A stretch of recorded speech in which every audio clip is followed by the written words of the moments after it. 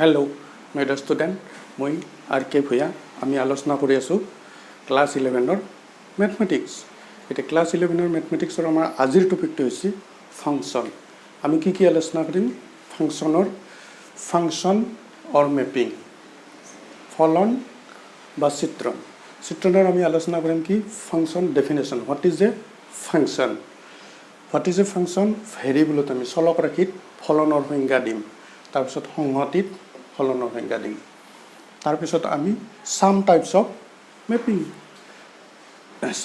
Mapping এইকেইটা কথা আমি আজি আলোচনা কৰিম। এতিয়া আহা ফাংচন এক্স আৰু ৱাই, আমি দুটা ভেৰিয়েবল ল'লোঁ, চলক ৰাশি ল'লোঁ। এতিয়া চলক ৰাশি সম্পৰ্কে জানিব লাগিলে তোমালোকে আমাৰ আদি পাঠ এটা ভিডিঅ' আছে, সেই ভিডিঅ'টো চাই ল'লে ক্লিয়াৰ হ'ব সেইখিনি গোটেইখিনি। এতিয়া দুটা চলক ৰাশি ল'লোঁ, এক্স আৰু ৱাই, দুটা চলক ৰাশি। এতিয়া ফাংচনটো কি? ফাংচনটো আচলতে এটা ৰুল, এটা নিয়ম। ফাংচনটো এটা ৰুল নহয়, তুমি ক'ব পাৰা এটা ৰিলেশ্যন। ফাংচনটো কি? Same kind of relation. চব ৰিলেশ্যন নহয়, এটা এক ধৰণৰ ৰিলেশ্যন। এতিয়া কি ৰুল বা কি ৰিলেশ্যন? আচলতে কি, ফাংচনটো এনেহেন এটা ৰুল যিটো ৰুলৰ কাৰণেই এক্সৰ প্ৰত্যেকটো মানৰ কাৰণেই যদি আমি ৱাইৰ এটা মান পাব পাৰোঁ, তেতিয়া ৱাইক এক্সৰ ফলন বুলি কোৱা হয়। ফলন মানে চাওক, function what is function? Function এটা নিয়ম, এনেকুৱা এটা নিয়ম যিটো নিয়মৰ বাবে এক্সৰ প্ৰত্যেকটো মানৰ কাৰণে ৱাইৰ মাত্ৰ এটাহে মান পাব পাৰোঁ। For every value of x there exist a unique value of Y. Unique value, এটাহে মান ৱাইৰ পাব পাৰোঁ। যদি এনেকুৱা এটা ৰুল আমি যদি পাব পাৰোঁ, তেনেহ'লে সেই ৰুলটোকে ফাংচন বুলি কয়। আৰু আমি কেনেকৈ লিখিম? Y is a function of x. এইটো আমি কৈছোঁ কি? Definition of function in variables. কৈ আছোঁ দুটা ভেৰিয়েবল ল'লোঁ, এক্স আৰু ৱাই। এতিয়া ফাংচন ডিফাইন কৰিব লাগিলে প্ৰথম দুটা ভেৰিয়েবল ল'লোঁ, এক্স আৰু ৱাই। এতিয়া এক্স আৰু ৱাইৰ মাজত ৰিলেশ্যনটো যদি এনেকুৱা এটা ৰিলেশ্যন আমি পাব পাৰোঁ যাৰ বাবে এক্সৰ প্ৰত্যেকটো মানৰ কাৰণে ৱাইৰ মাত্ৰ এটাহে মান পাওঁ, যদি এনেকুৱা এটা সম্বন্ধ আমি পাব পাৰোঁ, তেতিয়াহ'লে ৱাইক এক্সৰ ফলন বুলি কয়। Y is a function of X, এনেকৈ লিখে। আৰু ৱাই যদি এনেকৈ ধৰা আমি এনেকৈ লিখিলোঁ, Y is equal twice X square plus 5x plus 1। এতিয়া এক্সৰ মান দিয়া, এতিয়া জিৰ' দিয়াৰ লাগিলে ৱাইৰ মান 1। এক্সৰ এটা মান দিলে ইয়াৰ এটাহে মান ওলাব। যদি এনেহেন সম্পৰ্ক হয়, এইটো এটা ফলন। ঠিক আছে। এতিয়া চা, এক্সৰ মান এইটোক আমি এনেকৈ ক'ব পাৰোঁ, এইটো ইনপুট, এইটো হ'ল আউটপুট। গতিকে ফলন মানে কি? ইনপুট আউটপুটৰ ৰিলেশ্যন। এই যিটো ৰুলটো এফ নাম দিছোঁ আমি, এফ। তোমালোকে জি নামো দিব পাৰা, জি স্মল নাম, জি এক্স, চাই এক্স, ফাই এক্স, এইচ এক্স, এনেধৰণে আমি নাম দিম, বিভিন্ন ধৰণৰ নাম দিম। নামটো তোমালোকে জি নাম দিওঁ। জেনেৰেলি ফাংচন শব্দটোৰ এফটো আনি এফ এক্স, এইটো হ'ল জনপ্ৰিয় নাম। এতিয়া ধৰা আমি এক্সাম্পলটো দিছোঁ, ৱাই ইজুকেল এইটো, তাৰমানে ৱাই মানে এফ এক্স, কিন্তু ৱাই ইজুকেলো লিখিব পাৰা, এফ এক্স ইজুকেলো লিখিব পাৰা। ধৰা হ'ল এইটো আমি লিখিছোঁ এক্সাম্পলটো। এতিয়া এক্সৰ মান যদি আমি 0 দিওঁ, কি হ'ব চা? 2 × 0 স্কুৱেৰ 5 × 0 প্লাছ 1, তাৰমানে 1। এক্সৰ মান যদি আমি -1 দিওঁ, 2 × -1 স্কুৱেৰ 5 × -1 প্লাছ 1, তাৰমানে কি হ'ল? 2 - 5 প্লাছ 1, তাৰমানে -2। তাৰমানে ইয়াতে এক্সৰ যি বহ, ইয়াতে এক্সত যি বহ, যি মান ভং, এইফালে এক্সৰ সেইটো বহি যাব। এইটো কিন্তু মনত ৰাখলে সঠিক। প্ৰায় তোমালোকৰ ভুল ক'ত হ'ব চাবা, যদি আমি এনেকৈ লিখোঁ, ৱাই ইজুকেল ধৰা লিখিলোঁ চাইন এক্স। ঠিক আছে। F X equal Y equal বা এফ এক্স ইজুকেল। আমাৰ আচলতে এইখিনিহে দিয়া থাকিব, ৱাই দিয়া থাকিব, নাইবা এফ এক্স দিয়া থাকিব। ৱাই আৰু এফ এক্স একেই, আমি দুইটা একে ক্ষেত্ৰতে ব্যৱহাৰ কৰিম। এতিয়া ধৰা এফ অফ আমি দিলোঁ, ফুল ক'ত হ'ব তোমালোকৰ? F of X plus H equal, বেছিভাগে তোমালোকে লেখা sign off X plus H. আৰু এইটো এটা এক্সপ্ৰেশ্যন আছে, sign off X plus H. ইয়াতে চাবা, মন কৰিবা, ফাংচন লেখোঁতে এক্সৰ ঠাইত যদি ইয়াতে যি বহাইছোঁ, ইয়াতেও এক্সৰ ঠাইত সেইটোৱে বহাব লাগিব তাৰমানে এইটো নহ'ব এতিয়া কৈছোঁ কি ফাৰ্ষ্ট লাইনটো এক্সৰ মান এইচ বাঢ়ি গৈছে চাইন এক্সৰ মানো এইচ বাঢ়ি গৈছে এনেকুৱা হ'ব নোৱাৰে এইটো ভুল ধাৰণা এইটো হ'ল ফাংচন লেখোঁতে সদায় কি এক্সৰ জেগাত যদি আমি ইয়াতে হাতী বহাই দিওঁ এইটো এক্সৰ জেগাত হাতী বহাব হাতীটো আকলাকে নাযায় কিন্তু এইটো আকলাকে ওলাই নাযায় মুঠতে এক্সটো হ'ল এটা ইংগুলত আছে চাইনেদি ডিফাইন কৰা আছে ফাংচনটো হ'ল চাইন গতিকে চাইনৰ ভিতৰত থাকিব লাগিব ইয়াৰ এইটোত ভুল হয় এইটোত ভুল আৰু অন্য এটা ধৰা এইটো F X is equal X square গতিকে F of X plus 2 is equal যদি তোমালোকে লেখা এক্স স্কুৱেৰ প্লাছ 2 এইটো কিন্তু নহয় দেই আমি লিখিব লাগিব কি এক্স প্লাছ 2 হোল স্কুৱেৰ আমাৰ লেখতে এই গণ্ডগোলটো সাধাৰণতে থাকে তোমালোকে ফাংচনটো আমি এনেধৰণে লিখিব লাগিব ঠিক আছে গতিকে আমি কি কৰিলোঁ ফাংচনৰ ডেফিনেশ্যন ভেৰিয়েবলত দিলোঁ কি দিলোঁ যে দুটা ভেৰিয়েবলৰ মাজত যদি এনেকুৱা এটা সম্পৰ্ক বা এনেকুৱা এটা নিয়ম আমি পাব পাৰোঁ যাৰ বাবে এক্সৰ প্ৰত্যেকটো মানৰ কাৰণে ৱাইৰ মাত্ৰ এটাহে মান পাব পাৰোঁ for every value of x there exist a unique value of y then y is called a function of x and it is written as y is equal f x and so' ঠিক আছে এইটো হ'ল ফলনৰ ভেৰিয়েবলত সংজ্ঞা এতিয়া আমি 2 নম্বৰটো আহিম ফাংচনৰ সংগতিত সংজ্ঞা আহিম সংগতিত সংজ্ঞা আহিম মানে দুটা সংগতি লাগিলে আমাক সংগতি দুটা আমি নেলখি এনেকৈ চিত্ৰৰ দ্বাৰা লিখিম ধৰা এ এটা সংগতি বি এটা সংগতি এৰ এলিমেণ্ট দিয়া তুমি এই এলিমেণ্টবিলাক নিজৰ মতে দিব পাৰা 1 0 -1 দিলোঁ এতিয়া দিছোঁ আমি কি x Y Z x Y Z বেছিও দিব পাৰা আমি এইটো উদাহৰণ হিচাপেহে দিছোঁ এ বি এটা ফাংচনটো আমি ডিফাইন কৰিম এনেকৈ এৰ পৰা এই সংগতিৰ পৰা degree function f is a এনেকৈ লিখিম f is a function from A to B f is a function from A to B এনেকৈ লিখিম আমি ইয়াতে ফাংচন কেতিয়া হ'ব যেন কেনেকৈ লিখলি নহয় ফাংচন কেতিয়া এইটো আমি আৰু কেনেকৈ লিখিম চাওঁ ফাংচন হ'ব লাগিলে একদম মই প্ৰথম প্ৰিলিমিনাৰী চৰ্ট কৈছোঁ এইটোৰ এৰ এটা এলিমেণ্টে বিৰ এটা এলিমেণ্টৰ লগতে জড়িত হ'ব লাগিব যেনে চা -1 এক্সৰ লগত হৈছে 0 এক্সৰ 0 এটাৰ লগতে হৈছে -1 এটাৰ লগত হৈছে 1 এটাৰ লগতে হয় ঠিক আছে প্ৰথম কথা এৰ প্ৰত্যেকটো এলিমেণ্টে বিৰ এলিমেণ্টৰ লগত জড়িত হ'ব লাগিব এই গোটেইকেইটা জড়িত হৈছিলে কিন্তু বিৰ গোটেইকেইটা জড়িত হোৱা নাই ঠিক আছে এৰ প্ৰত্যেকটো এলিমেন্টে বিৰ এলিমেন্টৰ লগত জড়িত হ'ব লাগিব 1 নম্বৰ আৰু 2 নম্বৰ এই দুটা শৰ্ত পূৰণ কৰিলে ফাংচন হ'ব 2 নম্বৰ কি যে এৰ এটা এলিমেন্টে বিৰ এটা এলিমেন্টৰ লগতে জড়িত হ'ব পাৰিব উল্টাকে যদি চাও বিৰ এটা এলিমেন্টে কিন্তু এৰ এটা বা ততোধিক এলিমেন্টতকে জড়িত হ'ব পাৰে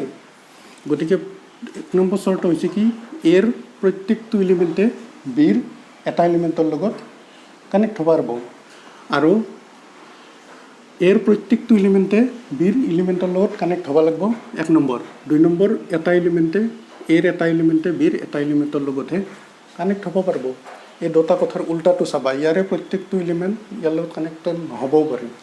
আৰু এটা এলিমেন্টে এটা বা ততোধিক এলিমেন্টতকে বেছি এলিমেন্টৰ লগত জড়িত হ'ব পাৰে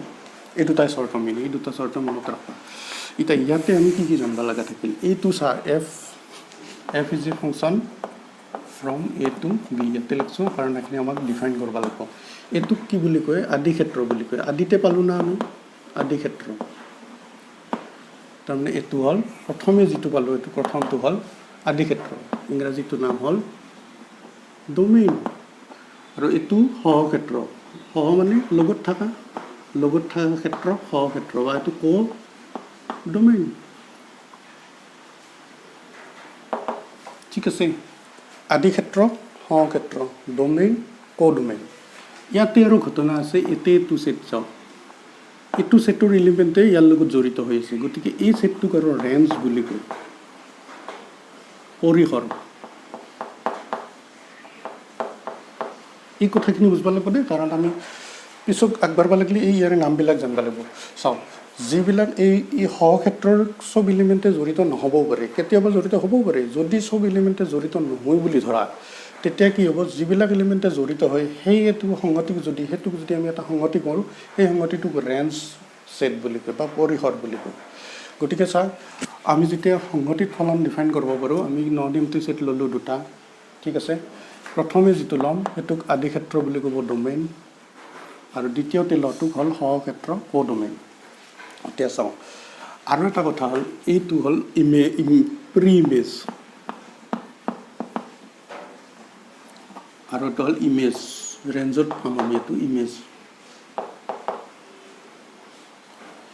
এই -1ৰ ইমেজ কি x 1ৰ ইমেজ কি y এতে থাকাবিলাক হ'ল ইমেজ কাৰ ইমেজ এই এলিমেণ্টৰ ইমেজ মানে হ'ল প্ৰতিবিম্ব বা ছায়া প্ৰছায়া আৰু প্ৰি ইমেজ কি এই ৱাইৰ প্ৰি ইমেজ কি প্ৰি মানে আগত থকা ইমেজ ৱাইৰ প্ৰি ইমেজ 1 এক্সৰ প্ৰি ইমেজ -1 0 গতিকে চাবা ইমেজবিলাক সদায় ৰেঞ্জত থাকিব কোডোমেইনৰ ভিতৰত থাকিলেও ৰেঞ্জত থাকিব ইমেজবিলাক আৰু প্ৰি ইমেজবিলাক সদায় ডোমেইনত থাকিব গতিকে চাওক f is a function from a set a to b ইয়াতে আমি কি কথা শিকিলোঁ যে প্ৰথমে যেটো আহিব সেইটো আদি ক্ষেত্ৰ বুলি কয় আৰু পিছত থকাটো সহক্ষেত্ৰ বুলি কয় এতিয়া ফাংচন কিতে হ'ব যদি আদি ক্ষেত্ৰৰ এটা এলিমেণ্টে ইয়াৰ এটা এলিমেণ্টৰ লগতে জড়িত হয় যদি আমি এনেকৈ লিখোঁ ওৱানে এই ৱাইৰ লগতো হৈছে ওৱানে জেডৰ লগতো হৈছে এইটো হ'লে কিন্তু ফাংচন নহয় তোমালোকে জানিবা আদি ক্ষেত্ৰৰ এটা এলিমেণ্টে সহক্ষেত্ৰৰ এটা এলিমেণ্টৰ লগতে জড়িত হ'ব আৰু এইটো হ'লে ফাংচন নহয় গতিকে এইটো আমি দিব নোৱাৰোঁ তাৰমানে আদি ক্ষেত্ৰৰ এটা এলিমেণ্টে সহক্ষেত্ৰৰ এটা এলিমেণ্টৰ লগতে জড়িত হ'ব 2 নম্বৰ আদি ক্ষেত্ৰৰ প্ৰত্যেকটো এলিমেণ্টে জড়িত হ'ব আৰু কিন্তু সেই কথাটো বিট মানে সহক্ষেত্ৰত দুটাই নাখাতে তো হ'বও পাৰে নহ'বও পাৰে এই দুটা কথা গতিকে আমাৰ 1 নম্বৰ চৰ্ত আৰু 2 নম্বৰ চৰ্ত মনত ৰাখা এইটো উল্টা পাল্টা হ'লেও কথা নাই প্ৰথম চৰ্ত হ'ল আদি ক্ষেত্ৰৰ প্ৰত্যেকটো বিন্দুৱে কানেক্টেড হ'ব লাগিব 1 নম্বৰ 2 নম্বৰ এটা বিন্দুৱে এটা এলিমেণ্টৰ লগতে কানেক্ট হ'ব আৰু এতিয়া 0 কেইটাৰ লগত হৈছে এটাৰ লগত হৈছে একচুৱেলি -1 কেইটাৰ লগত হৈছে এটাৰ লগত হৈছে -1 যদি আৰু এনেকৈ যদি জেডৰ লগত হয় তেতিয়া কিন্তু ফাংচন নহ'ব গতিকে সি এটাৰ লগত এই দুটাই মূলতঃ তাৰমানে ফাংচনৰ মূলতঃ এটা কথা আৰু এই যিটো ফাংচন আমি ডিফাইন কৰিলোঁ এই যি আঁকলোঁ এইটোক আচলতে মেপিং বুলিও কয় মেপিং মানে চিত্ৰ আঁকলোঁ না চিত্ৰত বুজালোঁ আমি গতিকে মেপ কৰিলোঁ এইটোক মেপ এই মেপিং গতিকে ফাংচনৰ আন এটা নাম ইয়াৰ পিছত আমি মেপিং বুলি ব্যৱহাৰ কৰিম মেপিং মানে বেলেগ একো নহয় ফাংচনিং এতিয়া ইয়াৰ কেইটামান ইণ্টাৰেষ্টিং আমি এই ফিগাৰত ইণ্টাৰেষ্টিং কি হ'ব পাৰে সেই কথাখিনি আলোচনা কৰিম সাপোজ ধৰা আমি এইটো কৰিলোঁ এটাৰ লগত হ'ল এইটো এটাৰ লগতে হৈছে এটাৰ লগত হৈছে A B C X Y Z ধৰা এটাৰ লগত হৈছে এইটো ধৰা এ পি এইটো এফ ইজ কি ক'ম এফ ইজ 1 এংকেল ক'ম এফ ইজ 1 এংকেল এলকে আমি কি ক'ব পাৰোঁ এনেকৈ ক'ব পাৰোঁ 1 তাৰমানে এটা এলিমেণ্টে এটা এলিমেণ্টৰ লগত জড়িত হৈছে 1 বা একৈ কি বুলি কয় অসমীয়াত একৈ কি ফলন একৈ কি ফলন কেতিয়া হ'ব যদি আদি ক্ষেত্ৰৰ এটা বিন্দুই সহক্ষেত্ৰৰ এটা বিন্দুৰ লগতে জড়িত হয় এটা কিন্তু দুটা বিন্দুৰ লগত হৈছে গতিকে এইটো 1 নহয় একৈ কি ফলন 1 চাওঁ 1 ফাংচন 1 ফাংচন ঠিক আছে আৰু যদি আমি এইটো কৰোঁ নহয় মেনি ওৱান ফাংচন তেতিয়াহ'লে এইটো মেনি ওৱানৰ ফাংচন এইটো এটা ফাংচন হ'ব লাগিলে কিন্তু মূল টাইম চাব আদি ক্ষেত্ৰত প্ৰত্যেকটো বিন্দুৱে জড়িত হ'ব লাগিব এটা বিন্দুৰ এটাহে ইমেজ থাকিব পাৰিব ঠিক আছে এইটোতো হৈছে সেইটো হ'বই লাগিব তাৰে পাছত যদি ইয়াৰো যদি এটাই হয় তেতিয়া মেনি ওৱান ফাংচন এতিয়া কিন্তু এটা এলিমেণ্ট থাকিব পাৰে দেই তেতিয়াও 1 হ'ব এই যি কানেকশ্যন কাৰণ সহক্ষেত্ৰৰ কোডোমেইনৰ এটা পইণ্ট ফালে জড়িত নহ'বও পাৰে গতিকে এনেকুৱা এটা পইণ্ট থাকিলেও আমাৰ একো নাই 1 হ'ব যে মেনি ওৱান হ'লে আমাৰ চিত্ৰটো হৈছে কি এনেকৈ দিলেই হ'ব আমি এক্স এ বি ঠিক আছে এইটো দিলেও ধৰা জি তেতিয়া এক্স ৱাই এতিয়া এটা ধৰা এলিমেণ্ট আছে ৱাই কি কৰিছে এটা এলিমেণ্টে ইয়াৰে দুটাৰ লগত জড়িত হৈছে এইটো ফাংচন হ'বই লাগিব আদি ক্ষেত্ৰৰ প্ৰত্যেকটো এলিমেণ্ট জড়িত চাই এ বি আছে সিহঁতৰ লগত জড়িত এটাৰ এটাহে ইমেজ আছে এৰ কেইটা আছে এ আকলে এক্সৰ লগত হৈছে বিও এটা এলিমেণ্ট এক্সৰ লগত হৈছে গতিকে এটাৰ এটাহে ইমেজ গতিকে ফাংচন হৈ মেইন ওৱান ফাংচন তাৰপিছত আহা তুমি অনটো ফাংচন অনটো ফাংচন হ'লে আচ্ছাদক ফলন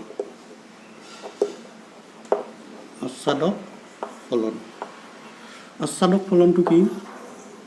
আচ্ছাদক ফলনৰ মেইন কথাটো কি আচ্ছাদকত কি হ'ব লাগিব ৰেঞ্জ ইজুকেল কোডোমেইন হ'ব লাগিব আচ্ছাদকত কি হ'ব লাগিব এই আচলতে কি এতিয়া যদি আমি নেদো গোটেইকেইটাই জড়িত এইটো সংগতিৰ গোটেইকেইটাই জড়িত বা এইটোত যদি আমি নেদো এইটো এক্সট্ৰাকে এই পইণ্টটো যদি নেদো এক্স মানে ধৰা যি পইণ্ট ইয়াত আমি এতিয়া এই গোটেইকেইটাই জড়িত তেতিয়াহ'লে আচ্ছাদক ফলন বুলি কয় তাৰমানে কি এইটো হ'ব 1 0 -1 এইটো ধৰা 2 3 দুটাই পইণ্ট আছে ইয়াৰ 2 3 দুটাই জড়িত দুটাই পইণ্ট আছে দুটাই জড়িত এনেকৈ এইটো দিলে আমি f is the x y f is a function from x to y is the onto function কিতে হ'ব ৰেঞ্জ ইজুকেল কোডোমেইন হ'ব লাগিব তাৰমানে ইয়াৰে প্ৰত্যেকটো এলিমেণ্টে জড়িত হ'ব পাৰিব তাৰমানে এই সংগতিটোত যি এইটো এক্স জেডটো বাহিৰত আছে ই আচ্ছাদক নহয় যদি জেডটো নাখিলা হয় তেতিয়া আচ্ছাদক তাৰমানে ইয়াৰ লগত কানেকশ্যন নহওঁতে যদি এলিমেণ্ট থাকে আচ্ছাদক নহয় আৰু যদি এলিমেণ্ট নাথাকে গোটেইকেইটাই কানেক্ট হয় তেতিয়াহ'লে আচ্ছাদক অনটো ফাংচন ঠিক আছে অনটো ফাংচন তাৰপিছত আমাৰ চাওঁ ইনটো ফাংচন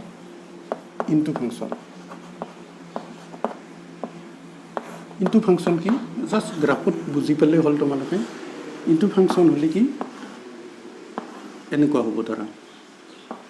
এ বি চি এক্স ৱাই ঠিক আছে আমি ডিফাইন কৰিলোঁ এ বি ইনটো ফাংচন মানে ইয়াৰ লগত কানেকশ্যন নহওঁকে এটা এলিমেণ্ট আছে এতিয়া যদি আমি দিওঁ টি2 তেতিয়াহ'লে এইটো ইনটো ফাংচন তাৰমানে এইটো ইনটো ফাংচন এতিয়া এইটো ইনটো ফাংচন তাৰমানে কি সহ ক্ষেত্ৰত যদি আদি ক্ষেত্ৰৰ লগত জড়িত নহয় ফাংচন এলিমেণ্ট আছে তেতিয়াহ'লে কি হ'ব ইনটো ফাংচন জাষ্ট এইকেইটি কথা আমি ধুনীয়াকৈ জানিলোঁ তাৰপিছত আৰু এটা চাওঁ আৰু এটা ইণ্টাৰেষ্টিং ফাংচন লাগে এইটোহে আচলতে আমাৰ এপ্লিকেশ্যন হ'ব এইটো হ'ব 1 1 on 2 1 1 on 2 যদি হয় 1 1 মানে এটাৰ লগত জড়িত on 2 মানে সক্ষেত্ৰৰ প্ৰত্যেকটো এলিমেণ্টে জড়িত গতিকে এইটোৰ আমাক ধাৰণাটো একদম ভালকৈ লাগিব ইয়াৰ অংক আহে তোমালোকে চাবা এটাৰ লগত জড়িত বেছিও দিব পাৰে এক্সাম্পলটো তোমালোকে আৰু এই দুটা দিলেও হ'ব দুটাই মানে আমি গোটেইখিনি কথা ইয়াতেই বুজাইছোঁ 10টা দিলেও একে হ'ব চা এটাৰ লগত জড়িত এটাৰ লগত জড়িত গতিকে 1 1 ফাংচন তাৰপিছত ইয়াৰে গোটেইকেইটা জড়িত তাৰমানে ৰেঞ্জ ইজুকেল কোডোমেইন সক্ষেত্ৰৰ পৰিসৰ একে মানে প্ৰত্যেকটো এলিমেণ্টে জড়িত গতিকে ই অনটো 1 1 অনটো হ'ব লাগিলে তাৰমানে এটাৰ লগত হ'ব লাগিব আৰু প্ৰত্যেকটো জড়িত হ'ব লাগিব এতিয়া চাই আমাক আৰু ইয়াৰ পিছত কি লাগিব ইয়াৰ পৰা যদি এটা ফাংচন আমি ডিফাইন কৰোঁ নেকি তেতিয়া হ'ব ইয়াৰ পৰা ফাংচনৰ ধৰা আমি দিম এইটো ফাংচনক আচলতে ইনভাৰ্ছ ফাংচন বুলি কওঁ ইনভাৰ্ছ এইটো যদি এফ হয় এইটো এফ ইনভাৰ্ছ এতিয়া এফটো যদি হয় function from A to B তেতিয়া এফ ইনভাৰ্ছ কি হ'ব is a function from B to A চাবা এফ এইটো আদি ক্ষেত্ৰ আছিল গতিকে আদি ক্ষেত্ৰৰ প্ৰত্যেকটো বিন্দু জড়িত হ'ব লাগিব এফ ইনভাৰ্ছত বিটো আদি ক্ষেত্ৰ গতিকে বিৰো প্ৰত্যেকটো বিন্দু জড়িত হ'ব লাগিব বিৰ প্ৰত্যেকটো বিন্দু জড়িত হ'ব লাগিব মানে এফটো অনটো হ'ব লাগিব ঠিক আছে প্ৰত্যেকটো বিন্দু জড়িত মানে অনটো হ'লেহে আমি এইটো কথা হ'ব পাৰোঁ আৰু দ্বিতীয়তে কথা চা আদি ক্ষেত্ৰৰ এটা বিন্দুৰ লগতে জড়িত হ'ব পাৰে এবাৰ এইটো ফাংচনৰ এইটো আদি ক্ষেত্ৰৰ এটা বিন্দুৰ লগত জড়িত যদি ইয়াৰে এটা বিন্দুৰ লগত জড়িত তেনেহ'লে 1 1 তাৰমানে 1 1 অনটো হ'লেহে আমি ইনভাৰ্ছ পাম এটা ফাংচনৰ ইনভাৰ্ছ কেতিয়া এক্সিষ্ট হয় এটা ফাংচনৰ কেতিয়াই বিপৰীতটো স্থিত হয় যদি ফাংচনটো 1 1 হয় আৰু একই কি হয় আৰু আসাদো হয় if the function is 1 1 and on 2 then the inverse of the function will be exist ঠিক আছে তাৰ পিছত আমি আৰু কি কৰিব পাৰো এটো ধৰা 1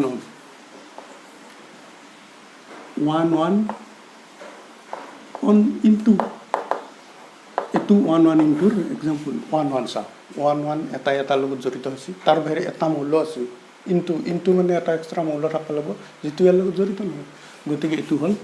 1 1 into ফাংচনৰ এক্সাম্পল 1 1 into ফাংচন তাৰছত many 1 into এটো ফাংচন আমি দিব পাৰো many 1 into many 1 মানে সা এটাই many 1 মানে এটাই এটাতকৈ অধিকৰ লগত জড়িত এটো হল many 1 তাৰছত into মানে এটা জড়িত নহয় এলিমেন্ট আছে গতিকে many 1 into গতিকে আমি ফাংচনৰ কিমান পালো সা প্ৰথম আমি আজি কি কৰিলো ফাংচনৰ ডেফিনেশন ভেৰিয়েবলত আলোচনা কৰিলো ফাংচনৰ ডেফিনেশন সংহতিত আলোচনা কৰিলো সংহতিত আলোচনা কৰিব লাগলি একদম আকৌ এবাৰ কৈছো আদি ক্ষেত্ৰ বুলি কয় সহ ক্ষেত্ৰ বুলি কয় ইয়াতে x টো হল এৰ ইমেজ বুলি ক'ব আৰু a টো প্ৰি ইমেজ বুলি ক'ব কাৰ প্ৰি ইমেজ x ৰ প্ৰি ইমেজ y টো হল b ৰ ইমেজ আৰু b টো হল y ৰ প্ৰি ইমেজ এটো হল ডোমেইন কোডোমেইন আৰু এইটো যেটো সেট থাকব ৰিলেশন হ যিকেটা এলিমেন্ট ৰিলেটেড হেকেটা হল এটো ৰেঞ্জ সেট বুলি কয় ৰেঞ্জ আৰু কোডোমেইন কেতিয়াবা সমান হ'ব পাৰে কেতিয়াবা নহব পাৰে এটো জানলো তাৰ পিছত আমাৰ 1 1 ফাংচন জানলো অন টু ফাংচন জানলো গতিকে কি বাৰু ইন্টাৰেস্টিং নহয় নি এনেকে ফাংচন আমি ষ্টাডি কৰিব আগবাঢ়ি ইয়াৰ পিছত আমি নেক্সট ভিডিওটোত আলোচনা কৰিম ফাংচন ক্লাসিফিকেশন অফ ফাংচন ফলনৰ শ্ৰেণী বিভাগ গতিকে তোমালোকে ইয়াৰ পিছত ভিডিওটোলৈ অপেক্ষা কৰা ফলনৰ শ্ৰেণী বিভাগ কি ফলননো আছে কেনেকুৱা ফলনৰ কি চৰিত্ৰ ঠিক আছে থ্যাংক ইউ